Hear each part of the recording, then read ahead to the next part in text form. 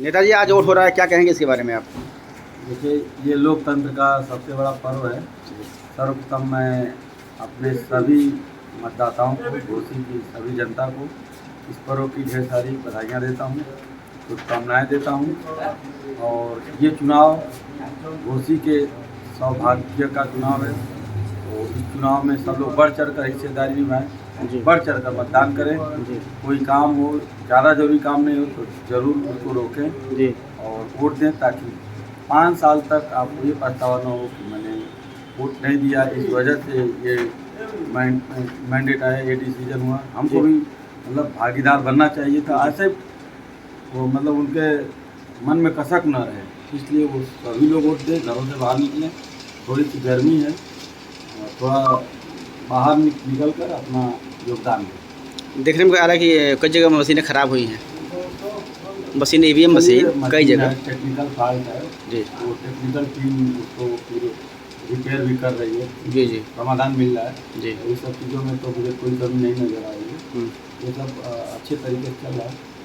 क्या आपको लग रहा है अपने क्षेत्र में?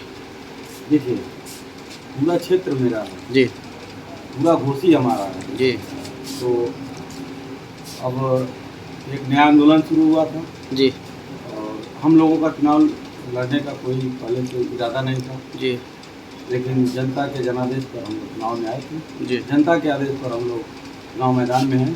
जनता का भरपूर समर्थन और प्यार मिल रहा है।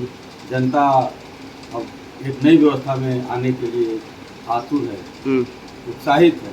ये नई व्यवस्था घोसी के नवनिर्माण के लिए रखी गई है। इसकी नींव ये एक बड़ी इमारत खड़ी करेगी जी। और आने वाले समय में घोसी को दुनिया का सबसे सुंदर लोकसभा बनाया जाएगा। बहुत मतदाताओं का लिस्ट में से नाम कट गया है जी, ये तो खामियां हैं। किसकी कई जगह किसकी खामियां हैं ये? जो भी मैकेनिज्म है इसका कमज़ोर है और बहुत पहले से शिकायतें आती रही हैं। ये तो real time improvement system develop किया जा सकता था कि मतलब 3 दिन पहले एडिट करके लोग उसको कर सकते हैं। पिछली बार जिन्होंने वोट दिया उनको भी इस बार वोट से वंचित किया जा रहा है। एक ही परिवार में मतलब पिछली बार 12 वोट था, उसमें 2 वोट बचा है। तो ये है, ये अब किस तरीके से सरकारी कर्मचारियों ने काम किया, बायसनेस है, क्या है, कैसे है, ये जांच का विषय है। इस पर सरकार जांच कराए और इस पर जरूर कठोर से कठोर एक्शन लिया जाए। आपके अंदाजा से लगभग कितना प्रतिशत वोट कटा होगा इस तरीके से लिस्ट में? मैंने जहाँ तक सुना है उसमें मुझे 4-5% का वेरिएशन दिखता है। मेरे सामने जितनी भी समस्याएं हैं इस तरीके की समस्याओं में 4 से 5% तक का है। मैंने सुबह से ही ऐसी समस्याओं को सुना है। उसका एक ऑप्शन भी होता है, जैसे मान लीजिए आप पहले वोटर ID से नहीं कर पाते थे तो फिर आप आधार कार्ड से कर लेते थे, फिर राशन कार्ड से कर लेते थे। तो इन सब चीज़ों में फ्लेक्सिबिलिटी होनी चाहिए।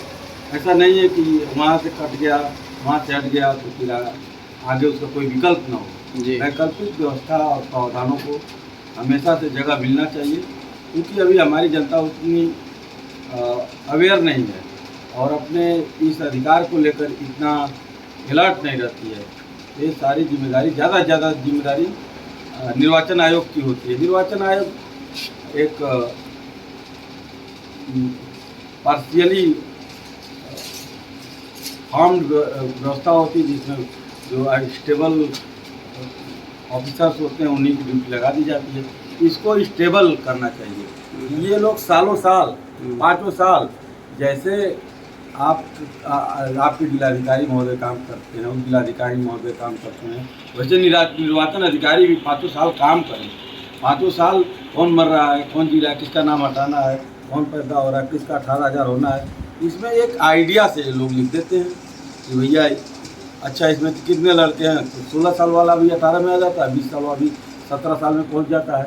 तो इस पर एक रिसर्च के साथ होना चाहिए, सोशल साइंटिस्ट बैठाए जाने चाहिए, ये एक अलग बॉडी बननी चाहिए। चलिए, ये तो बड़े रिसर्च और उसका विषय है, क्योंकि हम लोग पॉलिटिकल मैनेजमेंट में रहे, इलेक्शन मैनेजमेंट हमारा कार्यक्षेत्र रहा है, तो हमने ये देखा है, हमने पूरे देश के चुनाव को देखा है। 11:30 बजे तक वोट हुआ है 28%। क्या कहेंगे अपने वोटरों से?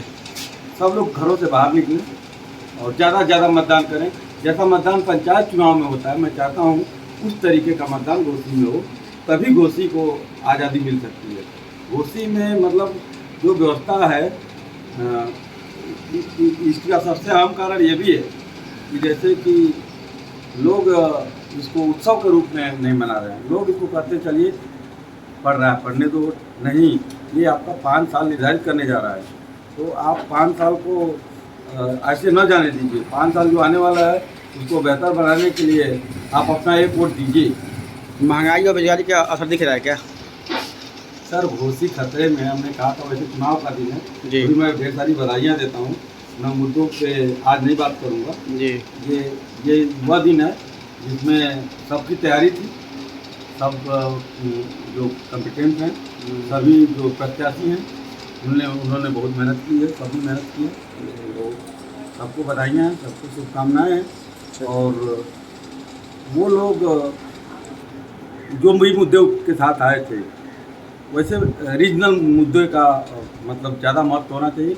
घोसी बहुत पिछड़ चुका है और घोसी को पिछड़ेपन से बाहर निकालने का जो रास्ता हम लोगों ने क्षेत्रीय मुद्दों पर आधारित क्षेत्रीय सांसद का चुना था, जनता के कहने पर, जनता में के बीच जाकर हमें जो आदेश मिला उसके मुताबिक।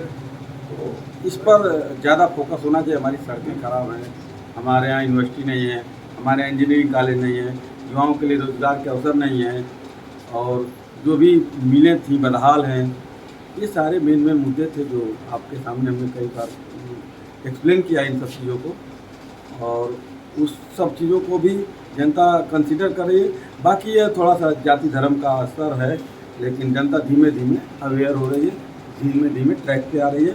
देखिए हमारे गांव में मतलब आप जाके देखिए, हमारे चमार भाइयों में बहुत उत्साह है, अर्जन भाइयों में उत्साह है। नहीं, अब हमें वो व्यवस्था नहीं चाहिए जिस व्यवस्था में मतलब केवल वोट की मशीन समझा जाता है। हमें लोग उत्साहित होकर आगे बढ़ रहे हैं। हमारा थोड़ा सा जो कार्य क्षेत्र रहा है उसकी सराहना हो रही है, एक नई व्यवस्था बन रही है। वैसे हम अपने मुंह से क्या कहेंगे, वो 4 तारीख के नतीजे बताएंगे कि हमें किस रूप में जनता के पास अब जाना है, किस रूप में आगे की तैयारी करनी है। लेकिन इतना तो साफ है, घोसी की जनता की जिम्मेदारी अगर हमने ली है तो वो मेरी आजीवन है। इस बात के लिए मैं आश्वासन देना चाहता हूँ कि हमारी जनता अब अपने आप को अनाथ न समझे। हम नेतृत्व देने आए हैं तो नेतृत्व दिया जाएगा और हर कीमत पर दिया जाएगा।